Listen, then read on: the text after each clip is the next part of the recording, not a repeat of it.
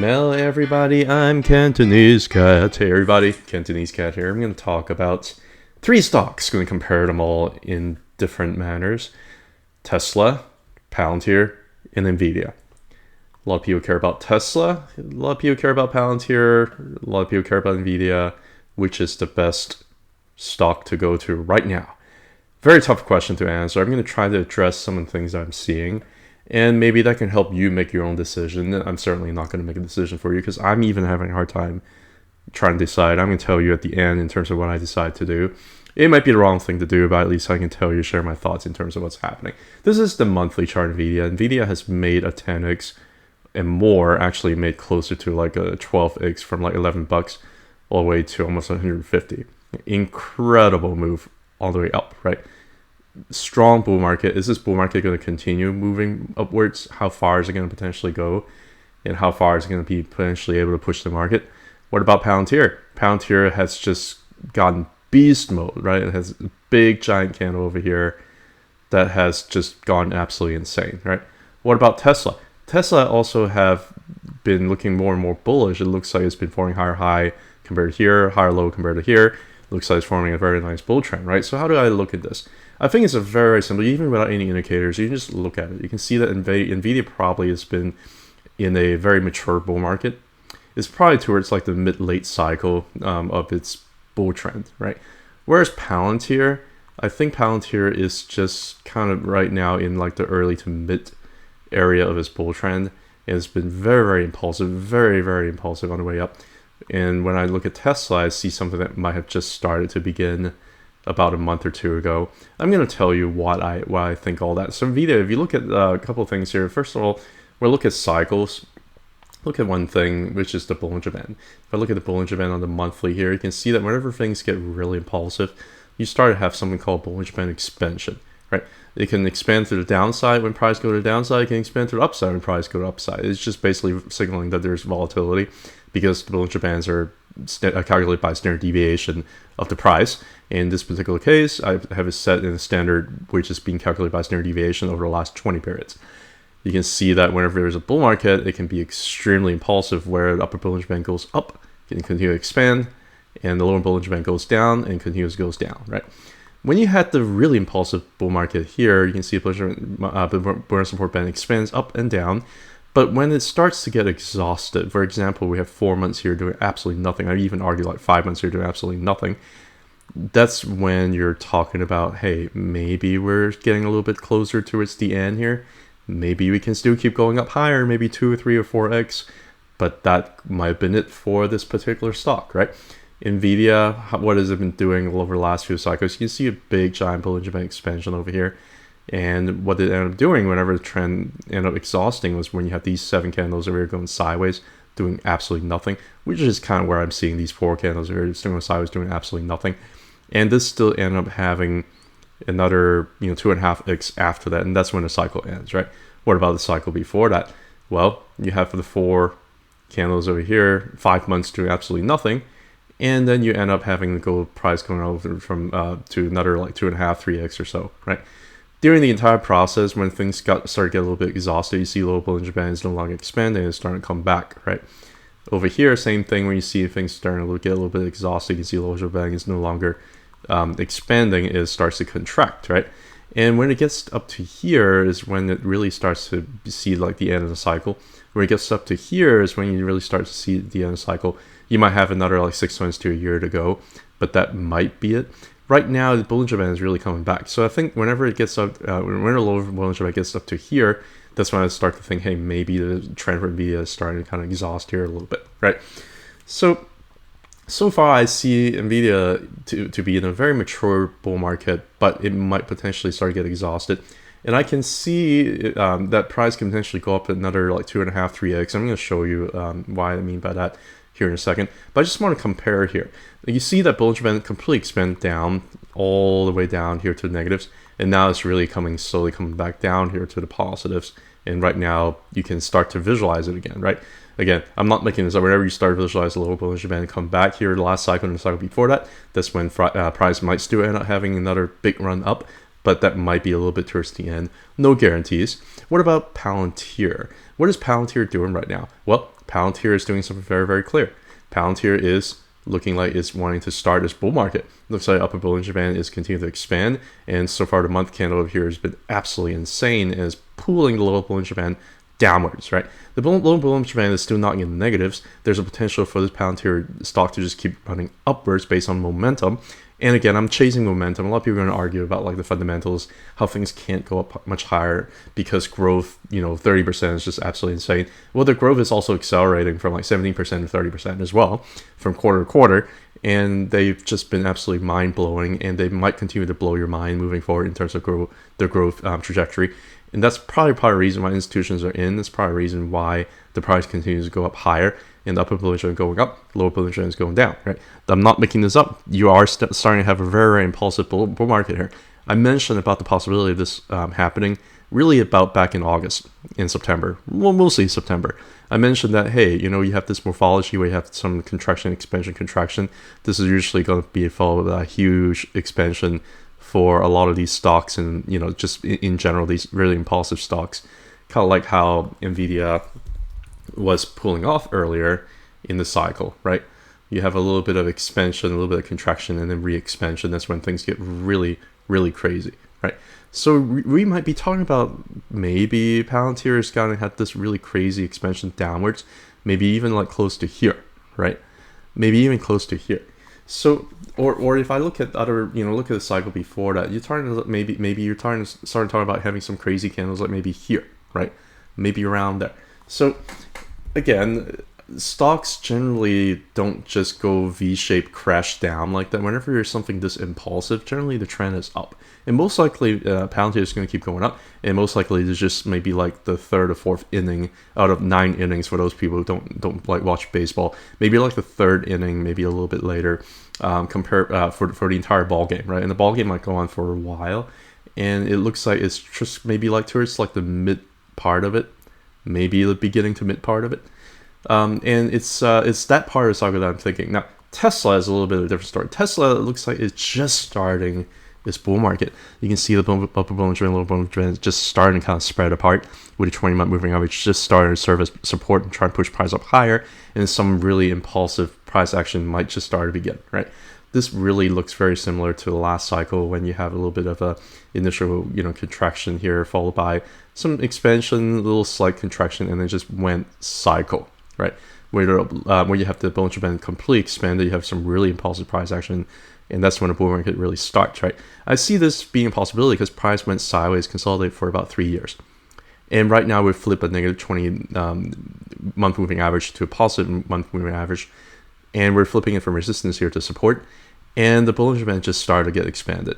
So there might be some pretty impulsive price actions coming for Nvidia, for Tesla. And this might just be the beginning stages of it, which is kind of difficult to imagine, right? Going back to Nvidia has run up a whole lot, right? If you just look at a couple of things, first thing I'm going to look at is, I do have a Gantt chart here. The Gantt chart is drawn with the monthly here. I did a setting here, 725. Really all the way from like 1999 at that very beginning bottom over there. And you can see that this chart here has given some really remarkable market symmetry, where it's been respecting these angles over here, respecting this arc here very well, and also respecting the horizontal line over here, respecting this arc here very well. Got rejected here horizontal, came back test the arc and pushed up a lot higher. Initially we were having some resistance here at the bottom of the arc and also at the top of the arc, but we were able to push through, right? So you're talking about from the Fibonacci sequence here, if you just draw it, and this is based on log scale, we draw it from the top over here around November 2021 all the way to the bottom here around October 2022, you get what we call a Fibonacci extension levels up here above. And it's just really been hitting all these levels. So there are two ways to draw Fib levels. One is to do a linear scale. The other one is to draw a Fib level based on log scale, right? And you can see that the linear scale has been respected. The 1.618 has been resistance here. 3.618 has been resistance here. But we're able to kind of push through all this already. And right now, price is really way above of that. So I think the linear scale is no longer going to matter. And I think the log scale now matters because right now we're hitting the 2.272. And I think there's a potential, for price to gravitate up towards around 350. The reason why I think there's potential for price to grab up towards 350 if we're able to break about the 2.272 and the 2.618 level is because, as I mentioned, I think the bull trend for Nvidia might be a little bit exhausted. They might have another, 2.5, maybe 3x to go, and that would put it right around maybe like 350. What happened last cycle too is also very important to look at, right? What happened last cycle was you basically push through this arc over here like we did over here. And when you push through the arc and you're getting lift off, where does it go? It goes to the horizontal line over here. You're thinking basically having a little bit of a tick off over here. Where is it going to go? Probably to the horizontal line over here around 350, right? Could it go higher this cycle? Possibly, but it does look like, unless if some very impulsive price action happens, which I haven't seen yet, to really completely re-expand the lower Bollinger Band all the way down again. For example, if price goes from here all the way to like 200 or something like that within like 2 months, then I can see the lower Bollinger Band continue to expand down because of increased volatility, because of increased standard deviation. I can totally see that lower Bollinger Band expansion going down again, and for price to go up a lot higher and maybe even push about 350. Now, if lower Bollinger Band is getting dragged back up again because of low volatility, relatively speaking, compared to the beginning, it might end up getting exhausted up here around 350, and that could be it for the cycle. Right. So this is why at this point I'm not really adding too much exposure to Nvidia anymore, even though I think the price is going to end up keep going higher. But I'm not really adding to it anymore here at this point. Right. Whereas you talk about, this is here really just to kind of put it in perspective, right? Really talking about stock that's already reached I need to use a magnet here. You're talking about stock that has really reached its 2.272. You're really talking about stock that reaches 2.272 Fibonacci level. We're almost at it, right? And that really is going to push maybe a little bit more limited upside on the way up. Now, I can be wrong. Nvidia can maybe keep pushing up a lot higher. But at this level, I'm a little bit more cautious just based on past cycle behavior, right? What is Palantir doing? Palantir, in terms of the Fibonacci level, and I'm going to show you this too based on the comparison between this and let me get back to Nvidia here for a second. This and Nvidia. This Nvidia is a little bit different because Nvidia basically went beast mode throughout 2023. Whenever it ends up breaking above the 0.786, that's when things generally push the all-time high. It slides through it like butter, like it wasn't even there, which is just absolutely ridiculous. If you're looking at Palantir, it did end up getting stuck between the 0.618 and the 0.786 here for months, right? Which is basically resistance levels over here. You basically get stuck over here for months, right? Once you're able to break about 0.786, it was pretty clear that it was going to make all-time highs. And it did end up making all-time highs really rapidly. Just absolutely insane. If you're looking at some of the potential level, let's say Palantir does the same thing this cycle as Nvidia, it could be going to $600 based on Fibonacci extension level. That would require a shocking growth numbers quarter to quarter for Palantir to be able to reach that. And it could end up reaching it potentially over the next 18, 24 months or so. But that would require some really shocking numbers. It does look like whales think that is going to happen because the trend so far looking like it's going to want to go up because of upper Bollinger Band and lower Bollinger Band expansion. These things generally don't just stop and just crash. It would at least kind of go sideways for a few months before reverting downwards. But this really just looked like a trend that just started. If you're looking at, if it doesn't have the kind of growth trajectory, I still think that Palantir could end up hitting some of the higher numbers. Now, instead of you going immediately using the log scale fibs, when you use linear scale fibs, I think it's going to at least hit like $69.15, which is going to be close to the upper arc right here. I think it's going to hit $69. I think a lot of people are going to end up taking profit here around 1.618. I'm not sure whether or not that's the right decision. You might trade in and out. It might end up staying around here for a couple months. Entirely possible. But I still think it's probably end up pushing up a lot higher after that. I think that is going to, based on this cycle, I think it's going to at least hit like 2.618, around $108. That's at least, I think, what's going to end up hitting this this cycle. Speculation, but that's what I'm kind of really seeing here. If we decide to go to the next arc, that'll be the 4.236, which is the $171, which I think is also possible, but one level at a time, right? I'm really drawing these fib levels on a log scale to illustrate the point that it is based down here, form a big giant cup over here and a handle here for like 2 years. And there's a potential for things to just get really absolutely irrational once it starts going. So I'm not going to bet against Palantir. I think Palantir most likely would push for this arc and would hit this arc up here, which again, it depends on what you're looking at in terms of fib level. If you like to use the regular fib, it might be the 4.236. I think it's possible. If you look at the log scale, it could be 1.618, which is around 157. Regardless, probably going to end up hitting this arc up here. Probably. No guarantees. But if it pushes through the arc here, most likely it's going to end up hitting this arc. If it doesn't, it probably end up stopping the cycle around like 108. If it pushes through this arc, then the next arc is going to be up here, and it's going to be right around the 2.272 level, which is going to be like 600. It could, it doesn't have to. I'm not going to say that it will, because it's just absolutely insane. Like Palantir absolutely has just been like the biggest mind-blowing company for the last decade or two for it to be able to do that. In terms of its fundamentals, in terms of its top line, bottom line, and revenue growth numbers, like it really has to just shock you to get up there. I'm not, but I don't know, man. I mean, I'm just looking at this. So I'm not getting in the way of Palantir. Am I buying Palantir after this make this big giant explosive move? No, I'm not. If it pulls back, would I buy? It depends. I'm gonna keep on holding because it's already taken off. One of my followers basically made a very, very good analogy, saying that it's a running train. You don't want to hop under the train when it's running. You don't want to stop under the train when it's running. You also don't want to jump off the train when it's running. It is running. I'm just gonna let it go. Right? That's Palantir. So that's what I'm gonna do with it. Now Tesla is a very, very different story. Tesla, in terms of where it's doing right now, if you look at the Fibonacci level, it has broken about the 0.786. It had failed to do that before, but now it looks like it's going to this month. Unless if it gets rejected back down, then it might take a little bit longer to go, which I would prefer, because if price drops below 300, I'm buying again. I'm buying in if price drops below 300.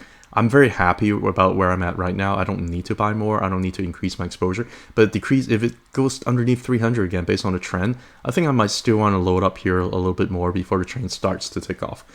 Because I think that once it pushes about the 0.786, it's probably going to make all-time high and more. It's probably going to end up gravitating up to like the 1.382 here and the 1.618. This GAN over here has given you some really remarkable market symmetry, where I basically do this based on monthly, and I do this 360 and 10. Those are the numbers that I use, and it gives you a really, really good view in terms of what the cycle has been doing. It's just been following arc and angles, and it basically got rejected here. This arc, back tested over here after it pushes through, rejected here. The arc pushes through, back test the horizontal lines here twice, trying to push through the arc over here for about 2 or 3 years, unable to do so until recently, right?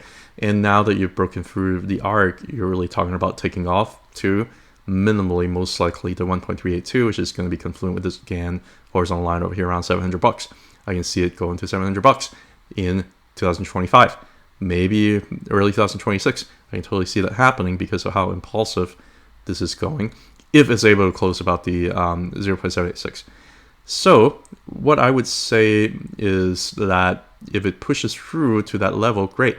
There's a potential for it to push up to this arc up here, which is going to be 4 digits. If it's going to 300 to 4 digits here around like 1200, 1300, somewhere around there, depending where it hits, right? Or it hits over here, it might be like 1000 to like 1200, somewhere around there. That's about a 4x from here. Probably a little bit more than what Nvidia would give. I don't know if I can compare Tesla to Palantir, to be completely honest, because Tesla has already had this big giant parabolic run over here, whereas Palantir hasn't yet. So it's hard for me to say whether or not it's going to end up like going some crazy like to 2.272, just because of the sheer market cap, just because of where it is, in terms of maturity of this bull market. This is a secular bull market. Like, it's just been forming nothing but higher highs and higher lows for the last like decade and a half. Do I think that's going to hit 2.272? I do not know. I want to say I don't think so. If it does, it's probably not going to happen like next year or the year after that. Probably maybe around like 2027. If I'm shocked, I'm shocked.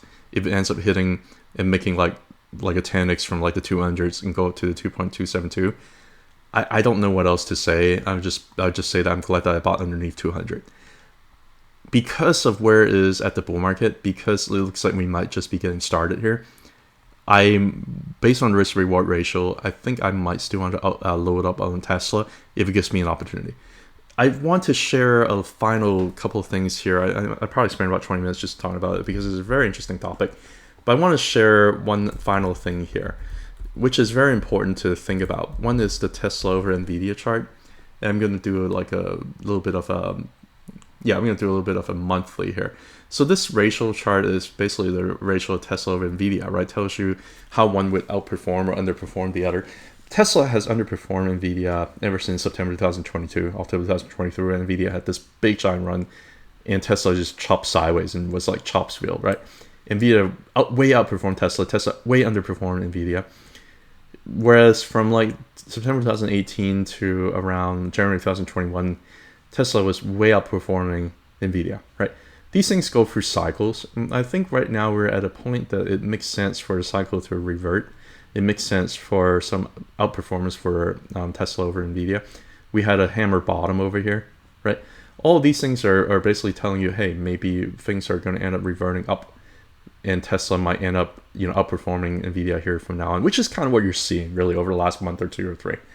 Nvidia has kind of just been doing nothing. I think they're both going to go up, but I think that Tesla might end up outperforming Nvidia moving forward. Another thing to kind of look into this too. Let me see if I can pull up the RSI here. Another thing to kind of look into this too is if you look at a weekly, you can also see that there is a little bit of, like an accumulation pattern over here. Looks like there's a little bit of reversal pattern over here. You're having a little bit of a resistance up here for this ratio. But overall, the Tesla Nvidia chart, it just look a little bit more bottomy, if you will. A little bit more bottomy. I can see this part over here be very, very similar to this part down over here. No guarantees. Maybe Nvidia continues to outperform Tesla, and while they're both going up, maybe this continues to go down. But I just think that we might be at the juncture where we are starting to have some outperformance of Tesla over Nvidia. And I think that it's time, based on the bull market's behavior. Now, you're also talking about Tesla over Palantir. This is a tough one. You are having a little bit of trees or bottom over here. But again, you also have a little bit of trees or bottom over here too. So there is a potential that Tesla might actually end up catching up with Palantir and actually start outperform Palantir a little bit here. I don't know what to expect. All I know is that it's just been a very, very parabolic downtrend. And it's starting to get to the point that it's just getting a little bit ridiculous. You're starting to have a little bit of bullish divergence here with the Tesla over Palantir chart. Whereas up here, you have a little bit of a bearish divergence where the Tesla was outperforming Palantir here a little bit, but the RSI is kind of going down here a little bit. We have the reverse problem right now where Tesla is underperforming Palantir here a little bit, but you have RSI kind of going up. So you have a little bit of bullish divergence that's going on, kind of like how you have bearish divergence that's going on. So that might signal some potential, a little bit of a Tesla outperformance over Palantir a little bit moving forward. They're probably going to end up both pushing up higher though. It's very, very hard for me to make a decision in terms of based on all this. All I know right now is I'm not going to buy any more Nvidia because of a little bit of trend exhaustion, even though it's going higher. I'm going to keep holding. I am also not going to buy Palantir because I don't like to chase, even though it has a lot of upside potentials and a lot of funds are buying based on fundamentals. I'm just not going to buy Palantir anymore just because it's already ran up a lot and I already made a lot of gains from it. I don't want to put any more money in it. I'm going to try to find other opportunities, maybe for a stock that is maybe a little bit more beginning of its bull market, such as Tesla. So that's kind of my thought. It could be completely wrong. I still have exposure to all three. Palantir is still my biggest stock position, but those are just kind of my thought out of all of them. There might get to the point where Tesla is also going to run up a lot higher, and I'm not comfortable even adding up even higher anymore.